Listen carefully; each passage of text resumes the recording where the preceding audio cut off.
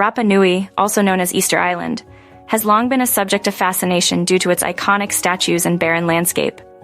A prevailing theory suggested that the Rapa Nui population collapsed in the 1600s due to an ecocide, a catastrophic depletion of resources caused by overpopulation and mismanagement. However, a recent genetic study published in Nature challenges this narrative.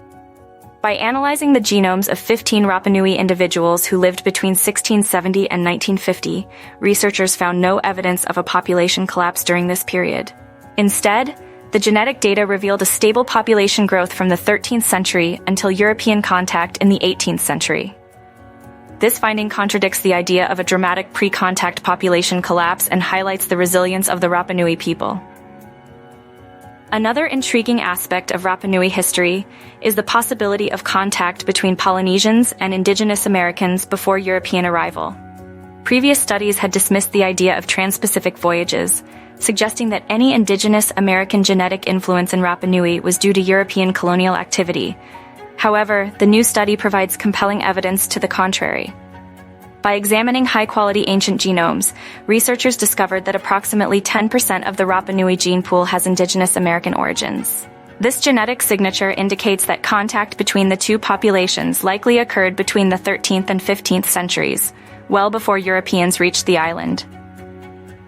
This suggests that the Rapa Nui ancestors may have undertaken formidable voyages across the Pacific, reaching the Americas long before Christopher Columbus. The genetic study was a collaborative effort led by Assistant Professor Victor Moreno-Mayer from the Globe Institute at the University of Copenhagen, along with PhD student Barbara Sousa da Mota and Associate Professor Ana Sapfo Malaspinas from the University of Lausanne.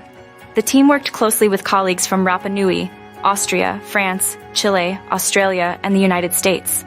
Their research not only refutes the ecocide theory, but also emphasizes the resilience of the Rapa Nui population in the face of environmental challenges. Our genetic analysis shows a stably growing population from the 13th century through to European contact in the 18th century, said Barbara Sousa da Mota.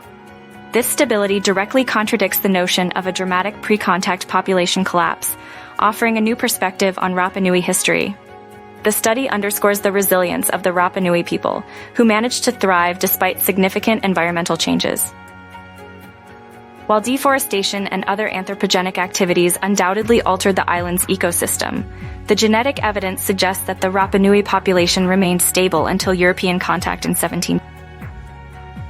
Although we have to acknowledge that the arrival of humans dramatically changed the ecosystem, there is no evidence of a population collapse before the Europeans arrived on the island, said Victor Moreno-Mayer. This finding challenges the colonial narrative that depicted the Rapa Nui as unable to manage their resources and culture. Instead, it highlights their ability to adapt and survive in a challenging environment, maintaining a stable population over several centuries. The study also has significant implications for the future repatriation of Rapa Nui ancestors. The researchers engaged in discussions with the Rapa Nui community and the Comisión Asesora de Monumentos Nacionales in Rapa Nui to ensure that their research aligned with the community's interests.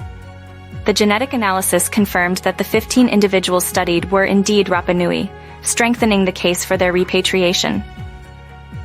We now have a strong fact-based argument to start an important discussion about how and when these remains should be returned to the island, said Moana Gorman-Edmonds, an archaeologist in Rapa Nui and co-author of the study. The Rapa Nui community will remain in control of the genetic data, ensuring that it is used respectfully and appropriately.